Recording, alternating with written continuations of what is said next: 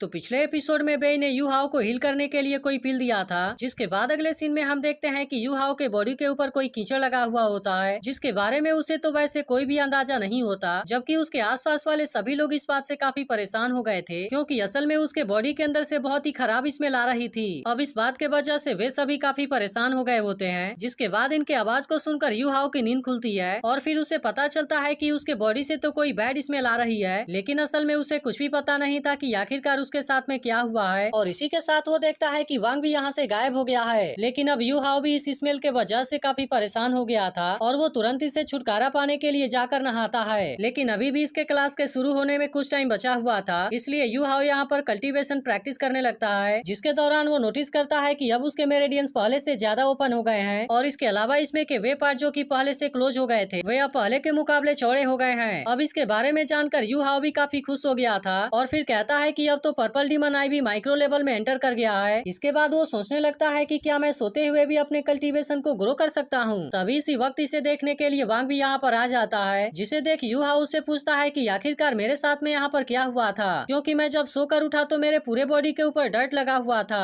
और इसके अलावा मेरी कल्टीवेशन भी पहले से इम्प्रूव हो गई है। तब इस पर वांग उसे बताता है कि यह सब असल में सुवानसुई डैन के वजह से हुआ था, जिसे कि रात को तुम्हारे ब्रदर बेई ने तुम्हें दिया था। तब इसके बारे में सुनकर यू हाओ से पूछता है कि ये चीज क्या है। तब इस पर वांग उसे बताता है कि यह एक बहुत ही एक्सपेंसिव एलेक्सिर है, जिसे लेने के बाद से मेरिडियंस प्यूरिफाई हो जाते हैं और इसी के साथ इसके मदद से सोल पावर भी बहुत ज्यादा बढ़ जाती है। इसके बाद वो उससे कहता है कि इसके अंदर एक बहुत बड़ी प्रॉब्लम है, क्योंकि जब ये एलेक्सिर तुम्हारे बॉडी के ऊपर काम करता है तो फिर उसके बाद वो तुम्हारे अंदर के अशुद्धि को बाहर निकाल देता है। इसीलिए इसके वजह से बॉडी के अंदर से बहुत बुरी स्मेल आने लगती है और इसी के साथ साथ पूरे बॉडी के ऊपर एक डर्ट की लेयर बन जाती है। लेकिन इसके बाद वांग उससे कहता है कि मैं तुम्हारे साथ में ब्रेकफास्ट लेना चाहता हूँ और इसी के साथ इस बार मुझे डबल पोर्शन चाहिए। जिसके बाद हम देखते हैं कि यू हाओ भी इसके लिए मान गया था। जिसके बाद हम देखते हैं कि वे दोनों एक साथ में इनर यार्ड के लेक के पास में आ जाते हैं, जहाँ पर यू हाओ कहता है कि सीनियर बेई केवल आउटर कोर्ट यार्ड में स्टडी कर सकते हैं, इसीलिए मुझे लगता है कि वे बहुत ज्यादा पावरफुल होंगे। तभी इसी बीच हम देखते हैं कि यू हाओ को यहाँ पर कोई रेड डॉट नजर आती है, लेकिन अब इसके बारे में जानकर वांग भी काफी परेशान हो गया था। जिसके बाद यू हाओ अपने आई पावर का यूज करके इसे देखता है और फिर उसे पता चलता है कि यह तो असल में कोई लड़की है और इसके पास में कोई फायर वाली पावर है। अब इसके इतने खतरनाक पावर को देख यू हाओ काफी परेशान हो जाता है और इसी के साथ उसे पता चलता है कि वह लड़की असल में इनके तरफ ही आ रही है। इसीलिए वे दोनों तुरंत अपनी जान बचाने के लिए वहाँ से भागते हैं और फिर किसी तरह से इसके फायर वाले अटैक से खुद को बचा लेते हैं। तभी हमें पता चलता है कि उस लड़की की फायर पावर उसके कंट्रोल से बाहर हो गई है, जिसके वजह से वो इस पूरे जगह में आग लगा देती है। इसीलिए यह देख वांग तुरंत अपने बटरफ्लाई वाले पावर का यूज करने लगता है और इसके मदद से वो यू हाओ के साथ में यहाँ से भागता है। लेकिन तभी इसी बीच हम देखते हैं कि लड़की की फायर पावर इनके पास में आ जाती है, इसलिए इसके वजह से वे दोनों जख्मी होकर यहाँ पर नीचे गिर जाते हैं। तभी इसी वक्त हम देखते हैं कि इसे टियानमेंग का नींद भी खुल गया था, जिसके बाद वो इस लड़की से फाइट करने में यू हाओ की मदद करने लगता है। जिसके बाद हम देखते हैं कि यू हाओ इसके आइस पावर का यूज करके इसके ऊपर अटैक कर देता है और फिर इस तरह से वो इसे यहाँ पर फ्रीज करके बेहोश कर देता है। तभी टियानमेंग को पता चलता है कि यू हाओ की फिजिकल फिटनेस इंप्रूव हो गई है, जिसके बारे में जानकर वो बहुत ज्यादा खुश हो गया था और अब इसी के साथ हम देखते हैं कि उसका पहला सील थोड़ा सा ओपन हो गया होता है। तब इसके बारे में जानकर टियानमेंग यू हाओ के ताकत को बढ़ाने का डिसाइड करता है, लेकिन तभी उसे पता चलता है कि यहाँ पर कुछ सीनियर एल्डर आ रहे हैं, इसीलिए वो तुरंत अपने पावर का यूज करके यू हाओ को भी बेहोश कर देता है। इसके बाद हम देखते हैं कि हेड अपने कुछ सीनियर के साथ में यहाँ पर आ गए थे, जहाँ पर उन्हें पता चलता है कि वे दोनों आउटर यार्ड के स्टूडेंट हैं, इसलिए हेड मास्टर जुआंग से इन दोनों को हील कर देने के लिए कहते हैं, जबकि वो बाकी दो लोगों को सियाओ टाओ को खोजने के लिए कहते हैं। इसके बाद हम देखते हैं कि मास्टर जुआंग भी हेड की बात मानने के लिए रेडी हो गए थे और फिर वो जैसे ही यहाँ पर अपने पावर का यूज करना शुरू कर देते हैं, तब इसके वजह से हम देखते हैं कि उन दोनों की बॉडी हील होने लगी थी और इसी के साथ साथ यहाँ के जले हुए सभी पेड़ पौधे भी फिर से जनरेट हो गए थे। अब इसके वजह से यह जगह फिर से पहले के जैसी हो जाती है। जिसके बाद हम देखते हैं कि इनको सियाओ टियाओ भी बेहोशी की हालत में मिल गई थी और फिर हेड इनसे पूछते हैं कि वे दोनों स्टूडेंट कैसे हैं। तब इस पर जुआंग इनसे कहता है कि उन दोनों को ज्यादा कुछ नहीं हुआ था, इसीलिए वे दोनों भी कुछ देर में होश में आ जाएंगे। तब इसके बारे में सुनकर हेड कहते हैं कि आखिरकार उसने कोई बहुत बड़ा मिस्टेक नहीं किया था और ऐसा लगता है कि सियाओ टाओ अपने कंट्रोल से बाहर चली गई थी। इसके बाद हम देखते हैं कि वो हेड सियाओ टाओ को अपने साथ में लेकर जाने के लिए रेडी हो गया था और फिर मास्टर जुआंग से कहता है कि आप इन दोनों का ख्याल रखना और इसी के साथ साथ यहाँ के बाकी मैटर को भी संभाल लेना। तब इसके बारे में सुनकर मास्टर जुआंग भी उसकी बात मानने के लिए रेडी हो गया था और फिर वो हेड सियाओ टाओ को अपने साथ में लेकर यहाँ से चला जाता है। वहीं दूसरी तरफ हम देखते हैं कि टियानमेंग यू हाओ के ऊपर काफी गुस्सा हो गया था और उससे कहता है कि कि तुमने मुझे इतना जल्दी क्यों जगा दिया। तब इस पर यू हाउ उससे पूछता है कि यहाँ पर जो कुछ भी हुआ क्या उसे तुमने किया था, जिस पर टियानमेंग कहता है कि हाँ मैंने ही ये सब किया था, नहीं तो तुम उसकी आग में बुरी तरह से जल गए होते।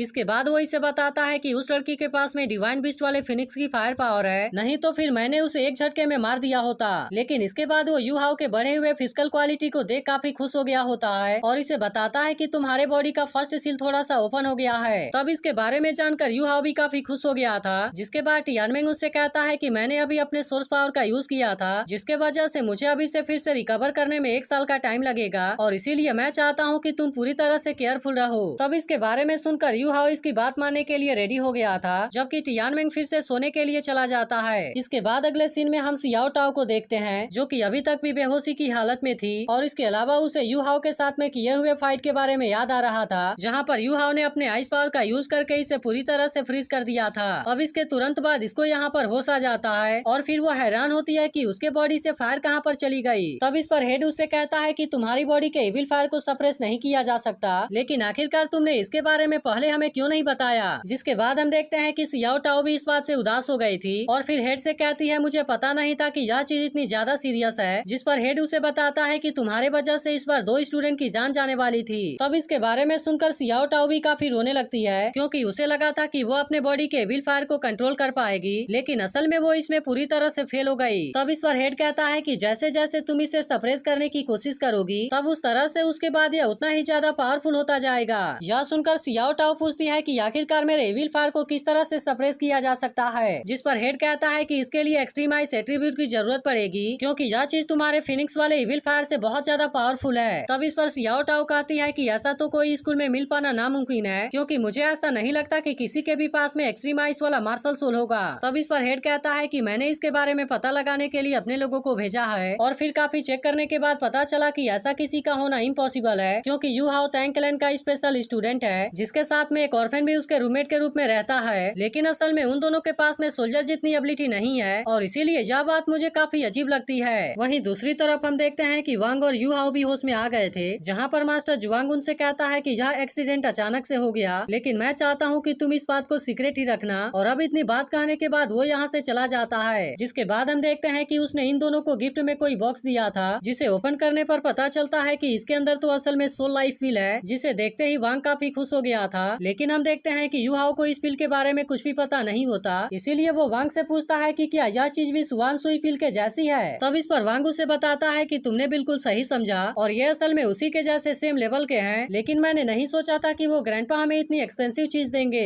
इसीलिए वो डिसाइड करता है कि वो इसके बारे में किसी को भी नहीं बताएगा। लेकिन तभी यू हाउ से पूछता है कि आखिरकार यह एलेक्सिर करती क्या है। जिस पर वांग उससे कहता है कि मैं इसके बारे में तुम्हें बाद में बताऊंगा और फिर वे दोनों यहाँ से अपने रूम के तरफ जाने लगते हैं। लेकिन तभी इसी वक्त हम देखते हैं कि तेंगिया भी यहाँ पर आ गई थी और वो यू हाउ से कहती है कि मैंने दोबारा फिर से तुम्हारे लिए सब कुछ रेडी कर लिया है, क्योंकि आज हम फिर से मछली बेचने के लिए जाने वाले हैं और इसीलिए कोई भी तुम्हें परेशान करने की कोशिश नहीं करेगा। इसके बाद हम देखते हैं कि वो इसे फिर से सुवान सुई पिल देती है और इसे बताती है कि बेई ने तुम्हें डिनर पर बात करने के लिए तुम्हें बुलाया है। लेकिन अब इसके पास में फिर से सुवान सुई पिल को देख वांग पूरी तरह से हैरान हो गया था और फिर तेंगिया से कहता है कि मैं भी आपके तैंग क्लैन को ज्वाइन करना चाहता हूँ, लेकिन आपने अभी तक इसके बारे में मुझे कुछ भी नहीं बताया। जिसके बाद हमें पता चलता है कि तेंगिया ने इसके बारे में बेई से बात किया था, क्योंकि उसे भी पता है कि वांग के पास में बहुत अच्छी एबिलिटी है, लेकिन इसके बाद भी वो इसके तैंग क्लैन को क्यों ज्वाइन करना चाहता है। तब इस पर बेई कहता है अगर ऐसी बात है तो हम उसके डिटर्मिनेशन के बारे में टेस्ट लेंगे, इसीलिए इसके बारे में याद करके तेंगिया वांग से कहती है कि मैंने इसके बारे में बेई से बात किया था और उसने कहा था कि अगर तुम फ्रेशमैन इवैल्यूएशन में फर्स्ट प्लेस पर आ जाते हो तब उसके बाद हम तुम्हें तैंग क्लैन को ज्वाइन करने का चांस दे पाएंगे। तब इसके बारे में सुनकर वांग तुरंत इसके लिए मान जाता है। जिसके बाद हम देखते हैं कि वांग भी इसके फिश को खरीदना चाहता था, जिसके लिए वो इसे पैसे भी दे देता है और फिर कहता है कि हमारी फ्रेंडशिप अपनी जगह पर है, लेकिन बिजनेस असल में बिजनेस होता है। इसके बाद हम देखते हैं कि वो अपने स्टॉल के पास में आ गए थे, जहाँ पर हम देखते हैं कि सुसैन पहले से ही इनका इंतजार कर रहा था, इसलिए तेंगिया उससे कहती है कि क्या अभी भी तुम यहाँ पर हमसे फाइट करने के लिए आए हो। तब इस पर सुसैन कहता है कि मैं तुमसे मछली खरीदने के लिए आया हूँ और फिर इसी के साथ हम देखते हैं कि वो यू हाउ को देखकर काफी खुश भी हो गया था। इसके बाद हम देखते हैं कि वो यहाँ से मछली लेकर सीधे नांग के पास में आ जाता है और उससे कहता है कि मैंने इसे तुम्हारे लिए खरीदा है, लेकिन हम देखते हैं कि नांग इसे लेने के लिए रेडी नहीं होती। जिस पर सुसैन उससे पूछता है कि क्या कल वाले इंसिडेंट के वजह से तुम नाराज हो। तब इस पर नांग उससे कहती है कि मैंने तुमसे कहा था कि अब तुम फिर से मुझसे मत मिलना और इसके अलावा तुम मेरे वजह से किसी दूसरे को परेशान मत करो। अब इतनी बात कहने के बाद नांग यहाँ से चली जाती है, जिसके बाद हम देखते हैं कि वो इस बात से काफी परेशान हो गया था, लेकिन फिर वो जैसे ही यू हाओ के हाथ वाले फिश को खाता है तब इसके टेस्ट के वजह से वह काफी खुश हो जाता है। वहीं दूसरी तरफ हम देखते हैं कि यू हाओ रात को अपने रूम पर आ गया था, जहाँ पर वांग उसे बताता है कि सोल एलेक्सिर तुम्हारे सोल पावर को इम्प्रूव कर देती है, लेकिन असल में कोई भी सोल मास्टर अपने लाइफ में इसे केवल एक बार ले सकता है, क्योंकि इसे लेने के बाद से सोल पावर एक लेवल बढ़ जाती है। तब इसके बारे में सुनकर यू हाओ पूछता है कि क्या सच में ऐसा होता है। तब इस पर वांग उसे बताता है कि तुम इसे ज्यादा मात्रा में नहीं ले सकते,